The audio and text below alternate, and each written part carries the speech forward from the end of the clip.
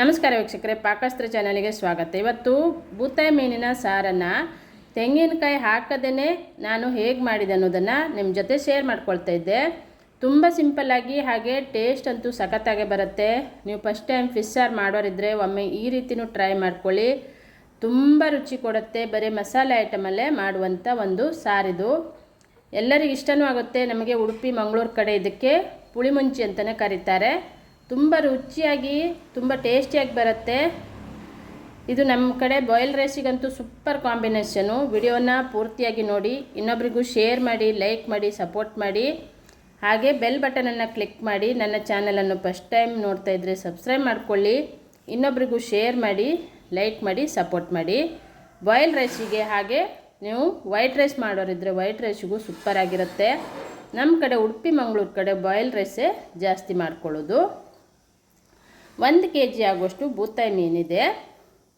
Fresh ಆಗಿದೆ ನೋಡಿ, ಕಾಣ್ತಾ ಇದೆ ನಿಮಗೆ. ನೋಡ್ತಾ ಇದ್ರೇ ಕೈಯಿಂದ ಜಾರಿ ಬೀಳ್ತಿದೆ. ಜಾರಿ ಬೀಳ್ತಂದರೆ ಜಾರ್ತಾ ಇದೆ ಅಂದರೆ ಅದರಲ್ಲಿ ನೋಳಿ ಅಂಶ ಇರುತ್ತಂದರೆ ಮೀನು ಫ್ರೆಶ್ ಆಗಿದೆ ಅಂತಲೇ ಗೊತ್ತಾಗಬೇಕು. ಅಷ್ಟು ರುಚಿಯಾಗಿ ಫ್ರೆಶ್ ಆಗಿರುವಂಥ ಮೀನಿದು. ಇದನ್ನೀಗ ನಾನು ಕಟ್ ಮಾಡಿ ಅದನ್ನು ವಾಶ್ ಮಾಡಿಕೊಂಡು ರೆಡಿ ಮಾಡ್ಕೊಂಡಿದ್ದೆ ನೋಡಿ. ಈ ರೀತಿ ಕಟ್ ಮಾಡ್ಕೊಂಡು ತೊಗೊಬಂದಿದ್ದೆ. ಇದಕ್ಕೆ ಸ್ವಲ್ಪ ಉಪ್ಪನ್ನು ಹಾಕಿ ಹಾಗೆ ಒಂದು ಅರ್ಧ ಸ್ಪೂನ್ ಆಗುವಷ್ಟು ಅರಿಶಿಣದ ಹುಡಿ ಹಾಕಿ ಚೆನ್ನಾಗಿ ಕಲಸಿ ಒಂದು 10, 15, 20 ನಿಮಿಷ ತನಕನೂ ಇಟ್ಕೊಳ್ಬೇಕು. ಇದನ್ನು ಚೆನ್ನಾಗಿ ಉಪ್ಪೆಲ್ಲ ಹೀರ್ಕೊಳ್ಳುತ್ತೆ. ಬೂತಾಯಿ ಮೀನು ಮತ್ತು ಬಂಗಡೆ ಮೀನು ಉಪ್ಪು ಹುಳಿ ಖಾರ ಸ್ವಲ್ಪ ಜಾಸ್ತಿನೇ ಬೇಕು. ಹಾಗಾಗಿ ಸ್ವಲ್ಪ ಹೊತ್ತು ಜಾಸ್ತಿ ಇದನ್ನು ಸೈಡಲ್ಲಿ ಇಟ್ಕೊಳ್ಳೋಣ. ಈ ಕಡೆ ಒಂದು ಟೊಮೆಟೊವನ್ನು ಸ್ವಲ್ಪ ನೀರು ಹಾಕಿ ಒಂದು ಪಾತ್ರೆಯಲ್ಲಿ ಹಾಕಿಬಿಟ್ಟು ಇದನ್ನು ಬೇಯಿಸ್ಕೊಳ್ತೇನೆ. ಈಗ ಚೆನ್ನಾಗಿ ಮೆತ್ತಗಾಗುವ ಹಾಗೆ ಬೇಯಿಸ್ಕೊಂಡು ಇದನ್ನು ತಣ್ಣಗಾಗ್ಲಿಕ್ಕೆ ಇಡೋಣ. ಈ ಕಡೆ ಮಸಾಲೆ ಐಟಮನ್ನು ರುಬ್ಕೊಳ್ಬೇಕು.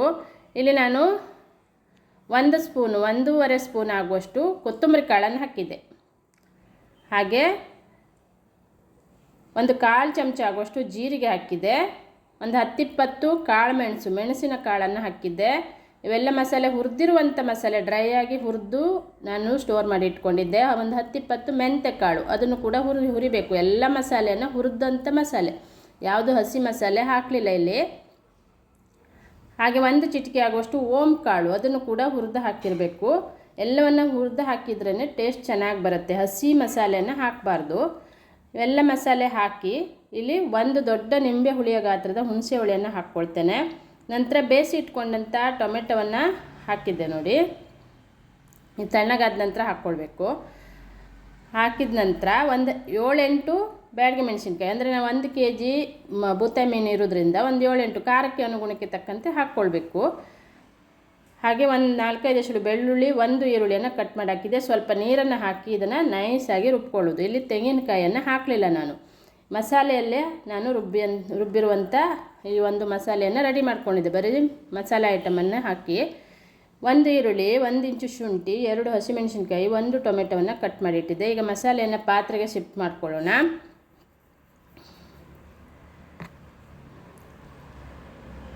ಈ ಹಚ್ಚಿಟ್ಕೊಂಡಂಥ ಈರುಳ್ಳಿ, ಟೊಮೆಟೊ, ಶುಂಠಿ ಮತ್ತು ಹಸಿಮೆಣಸಿನ್ಕಾಯನ್ನು ಮಸಾಲೆ ಜೊತೆ ಹಾಕ್ಕೊಳ್ಬೇಕು. ಈಗ ನೀರನ್ನು ಆ್ಯಡ್ ಮಾಡ್ಕೊಳ್ಳೋಣ. ತುಂಬ ತೆಳ್ಳಗಾಗೋದೇನು ಬೇಡ, ದಪ್ಪವಾಗಿಯೇ ಇದ್ದರೆ ಚೆನ್ನಾಗಿರುತ್ತೆ. ಈ ಕುದ ನಂತರ ಮತ್ತೆ ಸ್ವಲ್ಪ ಹೊತ್ತು ಇಟ್ಟ ಮೇಲೆ ಮತ್ತು ದಪ್ಪನೇ ಆಗುತ್ತೆ ಇದು. ಹಾಗಾಗಿ ನೋಡಿಕೊಂಡು ನೀರನ್ನು ಹಾಕ್ಕೊಳ್ಬೇಕು. ತುಂಬ ತೆಳ್ಳಗಾಗೋದು ಏನು ಬೇಡ. ಈ ರೀತಿ ಮಾಡಿಕೊಂಡು ರೆಡಿ ಮಾಡಿಕೊಂಡು ಈ ಮಸಾಲೆಯನ್ನು ಫಸ್ಟಿಗೆ ಚೆನ್ನಾಗಿ ಕುದಿಸ್ಕೊಳ್ಬೇಕೀಗ. ಮಸಾಲೆಗೆ ಒಂದು ಸ್ವಲ್ಪ ಉಪ್ಪನ್ನು ಹಾಕ್ಕೊಳ್ಳೋಣ. ಫಿಶ್ಶಿಗೂ ಉಪ್ಪು ಹಾಕಿಟ್ಟಿದ್ದೆ, ನೋಡಿಕೊಂಡು ಆಮೇಲೆ ಕಡಿಮೆ ಅನಿಸಿದರೆ ಮತ್ತೆ ಹಾಕ್ಕೊಳ್ಬೋದು. ಈಗ ಮಸಾಲೆಗೆ ಸ್ವಲ್ಪ ಉಪ್ಪು ಹಾಕಿ ಹಾಗೆ 1 ಚಿಟಿಕೆ ಅರಿಶಿಣದ ಹುಡಿ ಹಾಕಿದ್ದೆ. ಹಾಕ್ಬಿಟ್ಟು ಇದನ್ನು ಚೆನ್ನಾಗಿ ಕುದಿಸ್ಕೊಳ್ಬೇಕು ಮಸಾಲೆಯನ್ನು. ತುಂಬ ಸಿಂಪಲ್ಲಾಗಿರುತ್ತೆ, ತುಂಬ ಟೇಸ್ಟಾಗಿ ಬರುತ್ತೆ ಇದು. ಈಗ ಮಸಾಲೆ ಕುದೀತಾ ಇರುವಾಗ ಈ ಫಿಶನ್ನು ಹಾಕ್ಕೊಳ್ಳೋಣ. ಮಸಾಲೆ ಚೆನ್ನಾಗಿ ಕುದ್ದ ನಂತರನೇ ಫಿಶನ್ನು ಹಾಕ್ಕೊಳ್ಬೇಕು. ಹಾಕ್ಬಿಟ್ಟು ಇದನ್ನು ಸೌಟಲ್ಲಿ ಮಗ್ಚಾಡದೆ ಈ ರೀತಿ ಹಿಡಿದುಬಿಟ್ಟು ಅಲುಗಾಡಿಸ್ಕೊಳ್ಬೇಕು. 2 ಕಡೆ ಬಟ್ಟೆಯನ್ನು ಹಿಡಿದು ಅಲುಗಾಡಿಸ್ಕೊಂಡ್ರೂ ಆಗುತ್ತೆ.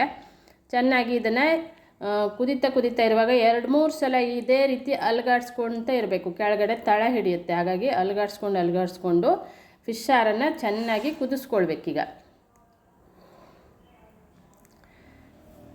ಲಾಸ್ಟಲ್ಲಿ ಒಂದು 5-6 ಕರಿಬೇವನ್ನು ಹಾಕಿದ್ದೆ. ಅದಂದರೆ ಫ್ಲೇವರಿಗೆ ಹಾಕ್ತಾ ಇರೋದು ನಾನು. ಕೊನೆಯಲ್ಲಿ ಕುದಿ ಬಂದ ನಂತರ ಹಾಕಿದ್ರೆ ಆಗತ್ತೆ.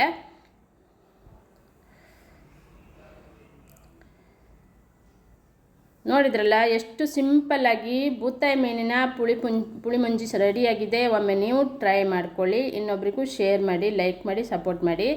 ನನ್ನ ಚಾನಲನ್ನು ಫಸ್ಟ್ ಟೈಮ್ ನೋಡ್ತಾ ಇದ್ದರೆ ಸಬ್ಸ್ಕ್ರೈಬ್ ಮಾಡ್ಕೊಳ್ಳಿ. ಹಾಗೆ ಪಕ್ಕದಲ್ಲೇ ಇರುವಂಥ ಬೆಲ್ ಬಟನನ್ನು ಕ್ಲಿಕ್ ಮಾಡಿದರೆ ನಾನು ಯಾವುದೇ ಒಂದು ರೆಸಿಪಿಯನ್ನು ಅಪ್ಲೋಡ್ ಮಾಡಿದಾಗ ಅದರ ನೋಟಿಫಿಕೇಷನ್ ಫಸ್ಟ್ ನಿಮಗೆ ಬರುತ್ತೆ. ಇದು ಕುದ್ದು ಒಂದು ಸ್ವಲ್ಪ ಹೊತ್ತಾದಮೇಲೆ ಇನ್ನೂ ದಪ್ಪ ಆಗುತ್ತೆ ಸಾರಿದು, ಇನ್ನೂ ಸ್ವಲ್ಪ ದಪ್ಪನೇ ಆಗುತ್ತೆ.